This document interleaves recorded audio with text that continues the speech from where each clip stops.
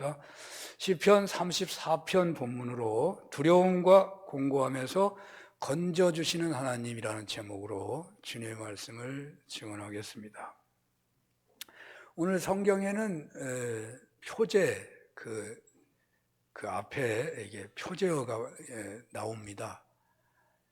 성경에 써 있습니다. 다윗이 아비멜렉 앞에서 미친 채 하다가 쫓겨나서 지은 시라고 되어 있죠.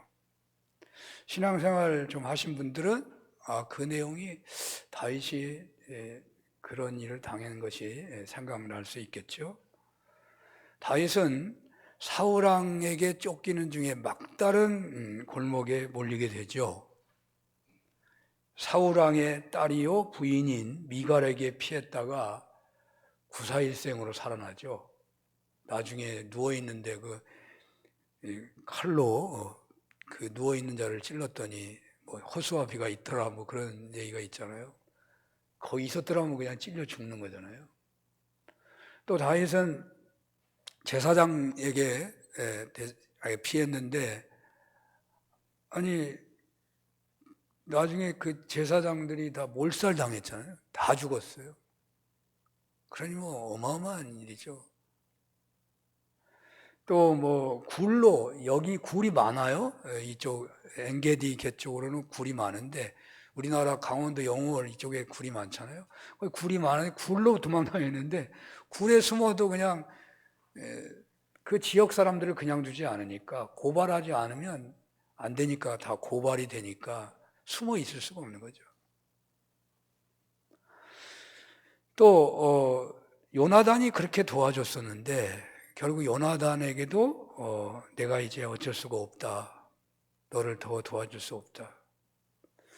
그래서 다윗은 그가 할 수 있는 모든 방법을 다 동원했는데 이스라엘에 있으면 그냥 잡혀 죽는다. 그래서 모험을 하는 거죠. 마지막 모험을 하는 시도를 하는데 철천지 원수 같은 블레셋 땅으로 도피한 것입니다. 근데 그가 도피를 했는데 그 왕이 받아주려고 하는데 그 부하들이 그냥 저 사람은 누군지 아냐고, 골리앗을 죽인 사람이고 이스라엘에서 다윗은 만만이고 사울은 천천이다. 그러니까 이스라엘의 최고로 공경받은 사람인데 저를 받아들이면 어떻게 되는 거냐고. 그러니까 죽이라는 거죠. 그때 미친 채를 했다는 거예요, 다윗이. 그러니까 어떻게 그 채신머리 없이 또 하나님을 믿는 하나님의 자녀인 하나님의 백성인 다윗이 하나님을 모르는 자 앞에서 그렇게 이방인들 앞에서 미친 채를 할 수 있는 것인가? 보통 부끄러운 일이 아니잖아요. 여러 가지 상상은 가능할 것 같아요. 성경에는 자세하게 나와 있지를 않아서요. 다윗이 어떻게 그렇게 할 수 있나? 다윗은 사명을 감당하게 해야 되겠다 하는 그 마음이 어느 때보다도 간절했던 것 같아요. 특히 제사장들이 다 죽어버렸으니까 다 목숨을 잃었잖아요, 자기 때문에. 사무엘에게 기름 부음을 받고서 하나님의 사명이 뭔지 이렇게 늘 고민하고 기도하면서 도피하고 있는데 제사장들까지 다 죽여버렸으니까 다윗은 분명하게 하나님의 사명이 신정국가를 세우라고 하는 분명한 부름이 나에게 있구나. 그리고 거기 가가지고 진설병도 얻잖아요. 그리고 골리앗의 칼도 받았잖아요. 하나님이 나를 신정국가 세우는데 어떠한 일이 있어도 너는 그 사명을 감당해야 한다. 그런 소명으로 불타올랐는데 이제 피할 데가 없어서 블레셋까지 살아야 되니까 사명을 감당하려면 일단 살아야 되잖아요. 죽으면 할 수 없는 거예요. 그런데 거기서 골리앗을 죽인 장군이라고 이제 말해버리니까 이제 그냥 죽을 직전에 있었는데 미친 채를 했다.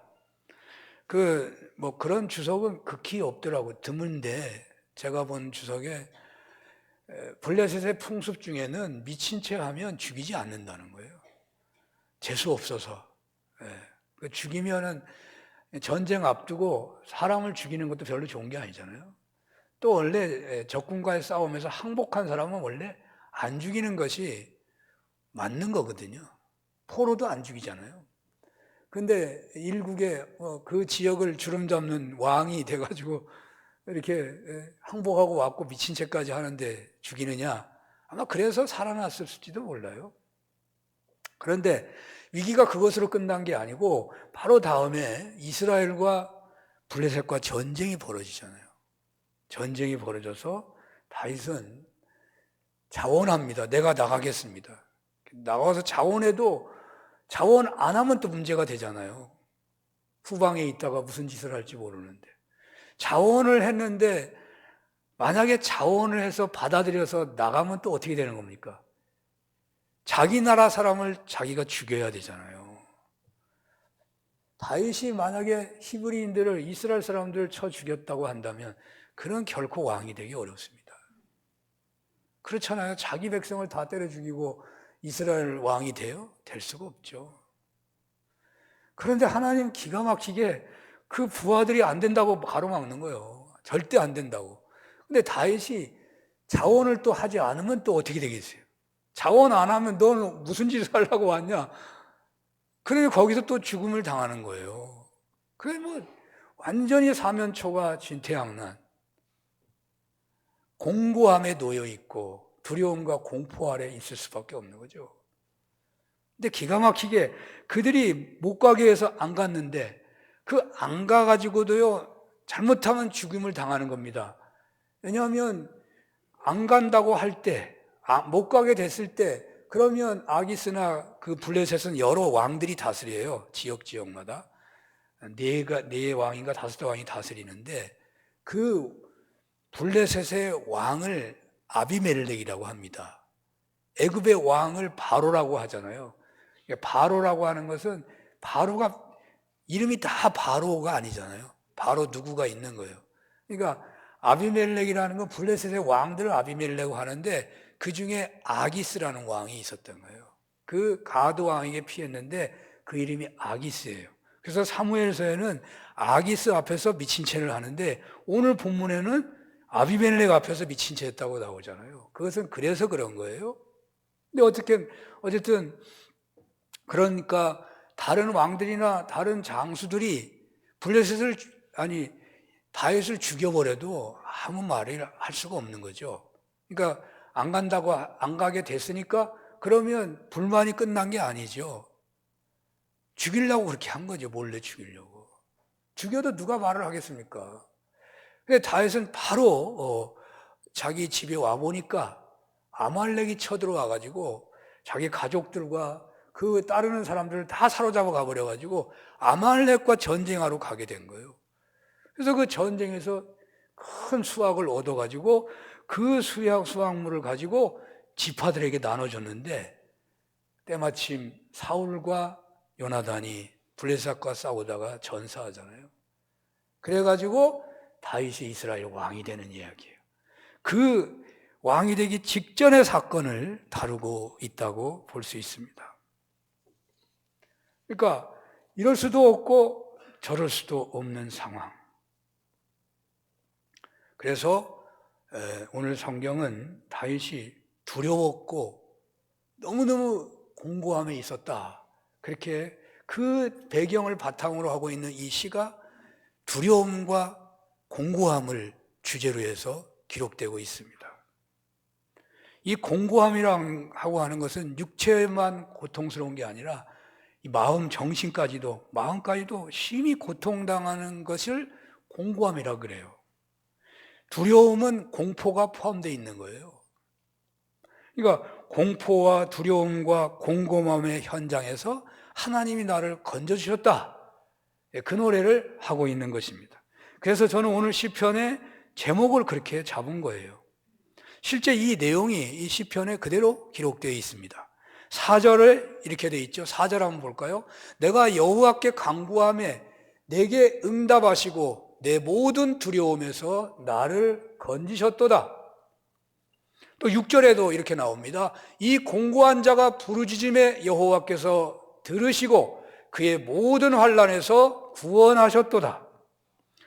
그렇습니다. 우리가 믿는 하나님은 두려움과 공고함에서 건져주시는 하나님이십니다. 이 하나님을 사모하며 우리는 예배드리고 있는 것입니다. 그렇다면 여러분 지금 혹 두려움 가운데 놓여 있지는 않으십니까? 이런 말씀이 주어지면 우리는 바로 나의 상황을 돌아보는 거예요. 우리 교회 안에 여러분들이 계시기 때문에 우리는 한 몸이기 때문에 어떤 분이 두려워하면 우리 모두가 다 두려울 수 있는 거예요. 나하고는 관계없는 설교를 하시네. 그렇게 설교를 들으시면 안 돼요. 언제나. 그리고 두려움이나 공고함이라고 하는 것이 이 다윗과 같이 전쟁의 현장에서만 있는 게 아니에요. 공부하는 학생도요, 두려울 수 있습니다. 차를 운행하다가도 갑자기 두려움이 찾아올 수 있는 거예요. 공고함이라고 하는 것은 그냥 다윗처럼 이렇게 진퇴양난에 놓여 있을 때만 공고함이 아니잖아요. 병원에 갔는데 병명을 모르네. 몸은 아픈데 병원에서 모른다고 하네. 어떻게 해야 돼요? 어떻게 해야 되냐고요. 여러분 자녀가 여러분을 힘들게 하면요, 그 부모의 공고함은 이루 말할 수가 없어요. 돈으로도 안 되고, 사랑한다고 잘못했다고 어떻게 해보자게도 안 되고 말이죠. 그 공고함은 여러 가지로 있는 거예요. 여러분 왜 공고함이나 두려움이 없냐? 현실을 외면해서 없을 수도 있어요. 그래서 사람들이 마약도 하고요. 그래서 놀러도 다니고요. 그래서 그냥 춤추러도 가고 그러는 거예요. 피해버리는 거예요. 오늘날 우리의 현실을 직면한다면 아마도 우리 대한민국 사람 중에서 우리의 현실을 그대로 받아들인다면요, 두렵지 않을 사람이 없지 않을까? 없어야 돼요. 없어야 돼요. 두렵지 않는 게 없어요. 공고함에서 나는 자유하다고 할 만한 사람이 신앙인이라면 있기 어려울 거예요. 여러분, 우리의 현실이 어떻습니까?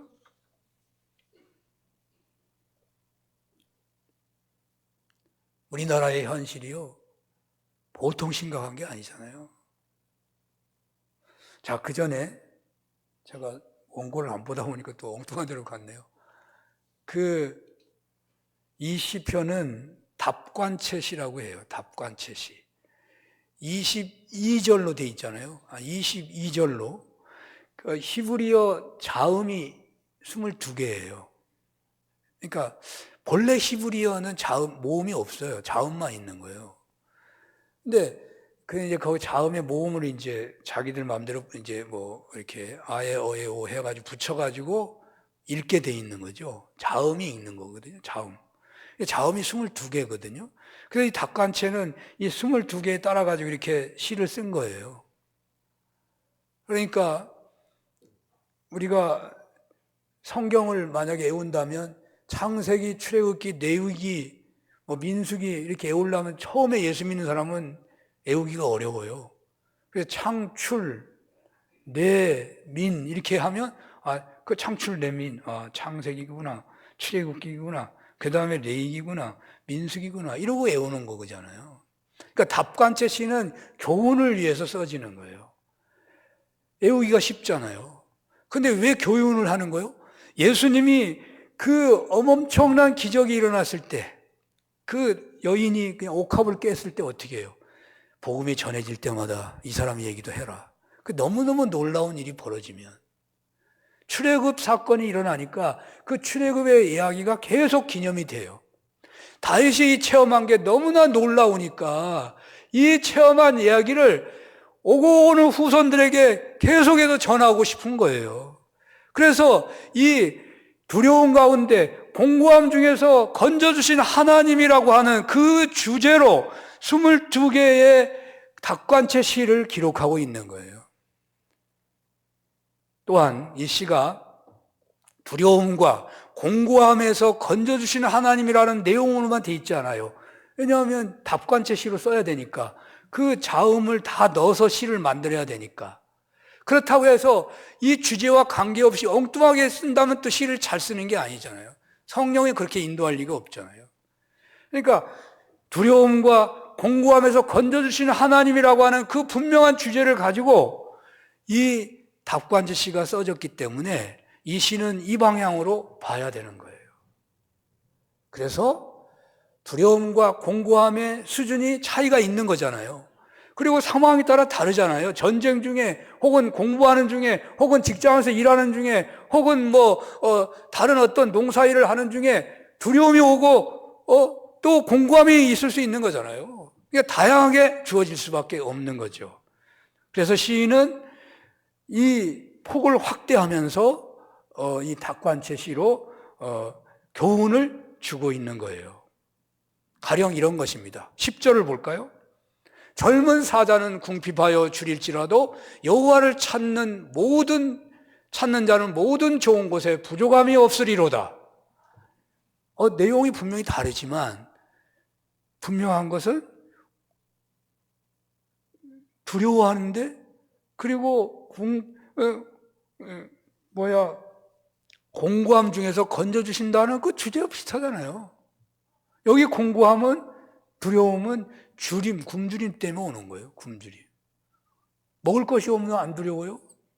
먹을 것이 없는데 공고함이 없어요? 그거 심각한 거죠. 18절에 여호와는 마음이 상한 자를 가까이 하시고 충심으로 통회하는 자를 구원하시는도다. 마음이 상하는 자. 19절 의인은 고난이 많으나 여호와께서 그의 모든 고난에서 건지시는도다 라고 했습니다. 그렇습니다. 사랑하는 여러분, 두려움이 있으십니까? 공포가 있으십니까? 공고함과 혹은 궁핍함에 놓여 있으십니까? 주님 뜻대로 살려고 힘쓰고 애쓰는데 그럴수록 고난이 계속 눈앞에 닥쳐 있는 것입니까? 털어놓지 못해가지고, 마음을 털어놓지 못해서 마음이 상한다고 말이에요. 털어놓지 못해서 고통스러운 문제 앞에 놓여 있으십니까? 그렇다면 오늘 본문을 하나님이 주신 말씀으로 받으시기를 바랍니다. 그러면 하나님이 다윗이 체험한 놀라운 하나님의 구원의 손길을 체험하게 될 것입니다. 이런 은혜가 있으시기를 축원합니다. 이렇게 맞춰도 좋겠는데 이게 거의 주제 중심 얘기는 다 했습니다. 근데 이렇게 마치니까 조금 서운하니까 조금 설명하면요. 2024년도 이 대한민국의 정치, 경제, 사회, 문화, 외교, 일상생활을 전반적으로 살핀다면 어떻다고 말을 할 수 있을까요? 현실에 대한 인식의 차이가 크겠습니다만은 분명 이 시대의 상황은 경제적으로 IMF 혹은 금융위기 때만큼 어렵다고 말합니다. 목사님 무슨 그런 얘기를 하세요? 그렇지도 않은데, 아니, 다 그렇게 말합니다. 전문가라면. 과거 그때 현실을 통과하고 위기관리 능력이 좋아졌고 국가의 역량이 높아졌기 때문에 그때와 같은 그 현실로 떨어지지 않고 있을 뿐이에요. 우리가 건강하면요, 조금 무거운 거 들어도 별로 안 무거워. 몸이 아픈 사람은 못 들잖아요. 과거에는 우리가 그렇게 몸이 아픈 나라같이 힘이 들었어요. 그 조그만 문제 앞에. 우리는 더 큰 문제가 있어도 지금 들고 있는 거예요. 감당하고 있는 거예요. 쉽게 생각하면요, 과거에는 어려움은요, 당할 수밖에 없었어요. 그러나 지금은 금융기관에서 빚을 빌려줘요. 옛날에 빚 내면 빚 내줘요? 안 내주잖아요. 지금 빚을 다 내줘요. 빚을 주니까 그 빚으로 넘어간 거예요. 빚이 없으면 어떻게 해요? 그럼 우리나라 다 빚지고 있는 거예요. 그만큼 능력이 있으니까 빚을 빌려주고 있고, 빚 안 줬다면 지금 다 거지된 사람이 한둘이 아니에요. 그럼 우리 능력이 있어서 지금 버티고 있는 거예요. 그러나 그 빚이 언제 터질지 모르니까 우리는 위기가 다가오고 있는 거예요. 엄청난 문제 앞에 있는 거예요. 과거에 북한이 도발하는 경우가 많았는데 지금 북한의 불장난은 어느 때보다도 가능성이 제일 높다 그래요. 왜 그래요? 정권이 흔들리니까. 김일성은요 튼튼했어요. 김정일도 튼튼했어요. 김정은은 뭐예요? 불안해요. 보통 불안한 게 아니에요. 아니 세상 여러분이 보세요. 그 어린 딸을 데리고 다니면서 후계자 삼는다고 하고 있는데 얼마나 정말 안타깝고 말이 안 되는 짓거리를 하고 있냐고요. 김정은이 지지를 받겠어요? 국민들, 자기 백성들한테? 그러면 불을 지르는 거예요. 무기도 다 만들어 놨어요. 어느 때부터도 위태로운 상황이 아니라고. 지금이 어려운 때입니다.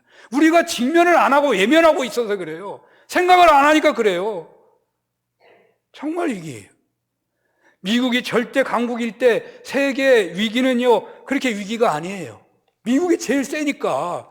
우크라이나와 러시아 전쟁하지 마. 그럼 전쟁 안 하는 거예요. 왜? 미국이 세니까. 지금 미국이 안 세요. 그때보다 훨씬 힘이 약해졌어요. 그래서 세계가 위태로운 상황에 떨어질 수 있다고 말해요. 이런 현실에 우리나라의 정치, 세계 정치가 극단적인 혐오 정치로 치달리고 치가 떨릴 정도로 혐오 정치가 판을 치고 있습니다. 우리나라 인구는요 얼마나 줄어들고 아기는 안 낳는지 세계 톱뉴스에 속해요. 이렇게 안 나는 나라는요 있을 수가 없어요. 일부러 하더라도 안 되는 거예요. 근데 어떻게 이렇게 이런 일이 벌어지냐고요. 어떤 사람이 정치 테러를 당하니까 남녀 간의 젠더 갈등이 이다라고 말할 정도로 남녀 간의 젠더 갈등이 일어나는데 누가 결혼하겠냐고. 결혼할 마음이나 있겠냐고요. 동네마다 교회마다 결혼하는 자녀들이요 얼마나 많은지요. 한 5년 전만, 아니 10년 전에는요 그런 기도 제목이 저에게 수도 없이 올라왔는데요 아예 지금은 그런 기도 제목 쓴 사람 한 사람도 없어요. 한 사람도 없어. 기도하다 지쳐가지고 다 포기해버렸어요. 다 포기해버렸어요. 이거 어떻게 할 거예요? 이 나라를 어떻게 할 거예요? 지금 아무렇지 않은 것 같죠? 이 상황에서 10년 후, 20년 후를 생각해 보세요. 이 나라가 어떻게 될 것인가? 외국인들이 다 돌아다닐 거예요? 보통 위기가 아닙니다. 보통 위기가. 국가적으로, 사회적으로 이렇게 어려웠다면 그 안에 속한 개인들의 공고함, 말을 안 해서 그렇지 아마도 하루에도 몇 번씩 두려움에 떨기도 하고 공고함 앞에서 어찌할 줄 몰라서 그냥 잊어버리는 경우가 한두 번이 아닐 거예요. 거의 날마다 닥치는 현실에 있는 그런 신앙인들도 있을 것입니다. 다윗이 놓여있는, 그러니까 어떻게 해야 될지를 몰라. 지금 다윗이 지금 어떻게 해야 될지를 모르고 있는 거잖아요. 어떻게 해야 될 방법이 안 보이는 거예요. 우리나라도 지금 방법이 없어요.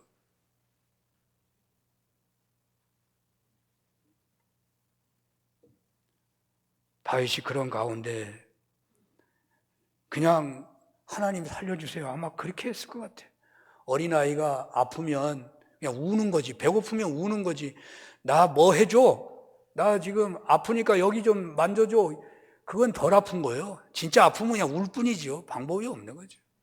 다윗이 방법이 안 보이니까 그러니까 다윗이 이 기도를 우리가 생각해 본다면 이 기도가 어떤 기도냐? 여러분 암 걸렸어? MRI를 찍든지 뭐 하러 찍는데 지금 병원으로 들어가고 있어요. 그 순간에요 믿는 사람이라면 어떻게 하겠어요?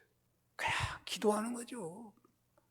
그냥 처음부터 끝까지 그 머리부터 발끝까지 모든 생각이 다 기도로 꽉 차 있는 거예요. 그 정도로 다윗은 기도했다는 거예요. 하나님만 의지했다는 거예요. 6절에서 7절 한번 다시 볼까요? 6절에서 7절. 이 공고한 자가 부르짖음에 여호와께서 들으시고 그 모든 환난에서 구원하셨도다. 여호와의 사자가 주를 경외하는 자를 둘러 진치고 저희를 건지시는도다. 다윗이 처한 위기 상상을 초월하는 거예요. 사면 초과. 뭐 이래도 안 되고 저래도 안 되고 방법이 없어.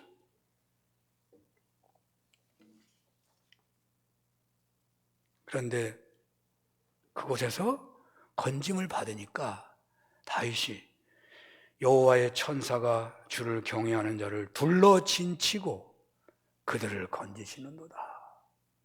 자기 체험을 얘기하는, 천사가 나를 둘러서 진치고는 나를 건져줬다. 도저히 살 길이 없었는데 다윗은 자신이 두려움의 현장에서 그 공고한 자리에서 기막힌 지혜로 미친 척을 해서 구원받았다. 예? 아기스가 자기를 믿어줘서 문제를 넘어섰다. 예, 그런 자신이 무슨 심리작전을 벌여가지고 이렇게 이겼다는 것이 아니고, 다윗은 전적으로 자신의 그 공고함에서 벗어난 것은 하나님의 천사의 보호막이 되었기 때문이라고 확신하며 노래하고 있는 거예요.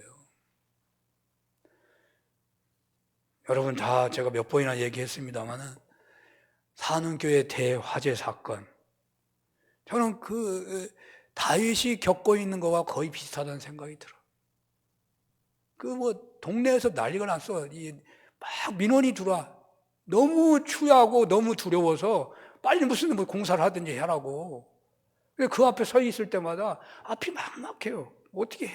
뭘 어떻게 해야 될지 모르겠어. 근데 돌아보니까 얼마나 감사할 일이 많은지 몰라요. 물론 무턱대고 감사할 수는 없겠습니다만은 다윗처럼 그렇게 기도하지도 못했기에 하나님의 특별한 은혜가 임했다고 직접적으로 적용하기도 쉽지 않겠지만, 그냥 단순한 생각을 해보면 그냥 감사가 넘쳐요. 그냥 감사가 얼마나 있는지 모르겠어요. 여름철에 제가 5층에서 지내기가 매우 어려웠어요. 에어컨이 잘 안 되거든요. 그냥 보통 더운 게 아니에요. 살 수가 없어 잠도 못 자요. 2층에 내려와서 잤어요. 잘 수가 없으니까. 그런데 지금은요, 하나도 안 더워. 시스템 에어컨 때문에. 이게 보통 좋은 자리가 아니에요. 정말 좋은 집이 돼버렸어요. 어떻게 불이 또 차에서 났는가, 그냥 천장에서 나서 끝날 수도 있는데, 차만 없었으면 불이 안 났을 텐데 할 수 있겠지만, 차가 타가지고, 여러분 봉고차를 보링해가지고 끌고 다니는데 시동이 꺼져서 언덕 올라가면 쉬고 그랬어요. 봉고차 어떻게 할 거예요? 근데요, 아마 이 지역에서 제일 좋은 차를 제일 먼저 산 교회예요. 제일 좋은 차를 샀어요, 우리 교회가. 외출했다가 교회 돌아와서 해가 어둑어둑할 때 돌아오면요, 교회가 중세시대 무슨 대궐 같아요. 얼마나 멋있는지 교회가.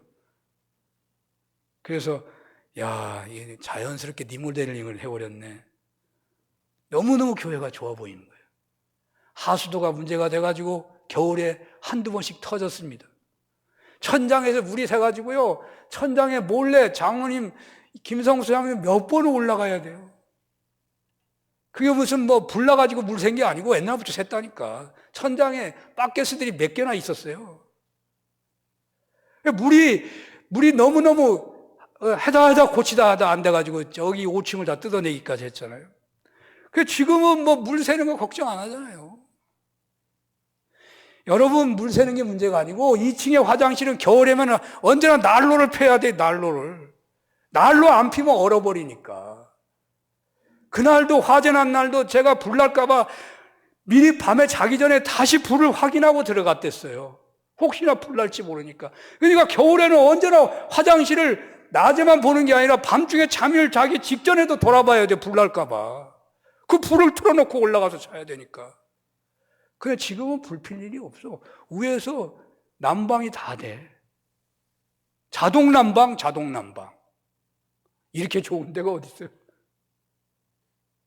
차단기도 설치돼가지고 지금은 주차 관리도 어려움이 없어요. 물론 처음에는 어려움이 있다고 생각했는데 꼭 필요한 사람 열어주니까 그 사람들이 감사하게 들어와서 주차장을 활용해요. 돌이켜보면 화재의 환란이 끔찍한 것이었지만 얼마나 감사한지. 다윗의 그 체험이 얼마나 대단했는지 그는 1절에서 내가 여호와를 항상 송축하겠다고 노래합니다. 자기의 입술로 앞으로도 어느 때라도 어떤 상황이 있어도 자기는 하나님을 송축하겠다고 고백하고 있는 거예요. 너무나 그 체험이 놀라웠어요. 그리고 2절에서는 여호와 하나님을 자랑하겠다고 말하고 있습니다. 그리고 3절에서 나와 함께 여호와는 광대하시다고 찬양하자고 권합니다.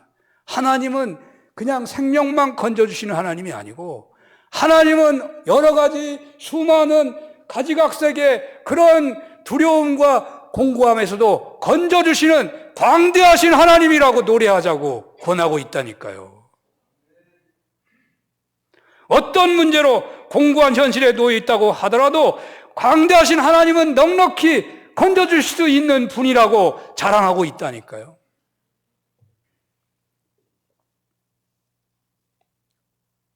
젊은 사자는 궁핍하여 줄일지라도 여호와를 찾는 자는 모든 것에 부족함이 없을 것이다. 여러분, 젊은 사자가 어떤 사자입니까? 사자는 모든 그 짐승의 왕이니까 뭐든지 잡아먹잖아요. 양이 없으면, 말이 없으면 하다못해 토끼라도 잡아먹잖아요. 다 먹을 수 있어요. 꽁도 잡아먹고. 그런데 이 젊은 사자가 궁핍한 일이 있다고 하더라도 여호와를 찾는 자는 부족함이 없다. 젊은 사자도 부족함이 없는데 혹시 젊은 사자가 부족함이 있을지 몰라도 여호와를 찾는 자들에게는 부족함이 없다고 노래하고 있다니까요. 어쩌면 자신을 젊은 사자에 비교하고 있는지도 모릅니다. 자신은 수많은 방법을 다 동원해가지고 그 위기가 있을 때마다 건짐을 받았는데 블레셋까지 망명한 처지는 마지막 수단이었고 이제 그 자리에서까지 위기가 놓였게 되었을 때 젊은 사자의 표요 같은 노력에도 결국 내가 죽게 되는구나 라고 그런 상황에 있었는데 그곳에서 부르짖었더니 하나님께서 단숨에 자신의 위험한 처지를 완전히 바꿔가지고 이스라엘의 왕이 되게 하셨다고 말해요. 그렇습니다. 여러분 중에 혹 이렇게 두렵고 공고한 처지에 놓여 있다고 생각하십니까? 하나님께 부르짖어 기도해 보시기를 바랍니다. 인간적으로 아무리 궁리를 하고 다른 분들의 이야기를 듣고 모든 방법을 동원해도 뾰족한 수가 전혀 없으십니까? 다윗 왕의 확신에 찬 자랑을 마음에 새겨보시기를 바랍니다. 내가 여호와께 간구하며 내게 응답하시고 내 모든 두려움에서 나를 건지셨도다. 젊은 사자는 궁핍하여 줄일지라도 여호와를 찾는 자는 모든 좋은 것에 부족함이 없으리로다 라고 했습니다. 이런 은혜가 있으시기를 축원합니다. 기도하겠습니다. 하나님 아버지, 두려움과 공고함에서 다윗이 건짐을 받은 그 은혜를 사모합니다. 다윗이 만난 그 하나님 저희도 사모합니다. 다윗이 찬양한 그 찬양과 자랑, 저희들의 찬양과 자랑이 되게 하여 주옵소서. 예수님 이름으로 기도합니다. 아멘.